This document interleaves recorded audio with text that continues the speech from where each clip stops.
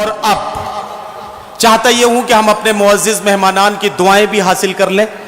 तो मैं सबसे पहले हमारी कमेटी के सरपरस्त, इस शहर की शान और हमारे इस तरह की अदबी महफिलों के सरपरस्त, हम सब का वकार जनाब अलहाज मुनव्वर हुसैन साहब, चेयरमैन नगर पालिका परिषद गजनुनवारा से मैं गुजारिश करता हूं कि सरपरस्त आला के तौर पर सबसे पहले खुतबा इस्तकबालिया के लिए तमाम शहर वालों का और शहर से बाहर से आने वाले मेहमानों का इस्तकबाल करने के लिए सबसे पहले मैं सरपरस्त आला अलहाज मुनव्वर हुसैन साहब से गुजारिश करता हूं कि बराए करम चंद लम्हात के लिए माइक पर तशरीफ लाएं।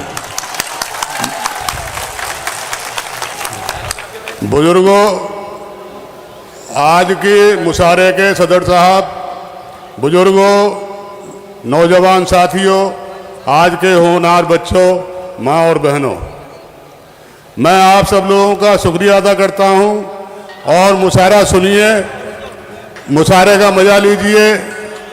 बस इसी के साथ ख़त्म करता हूँ। खुदा हाफ़िज़, अस्सलाम वालेकुम।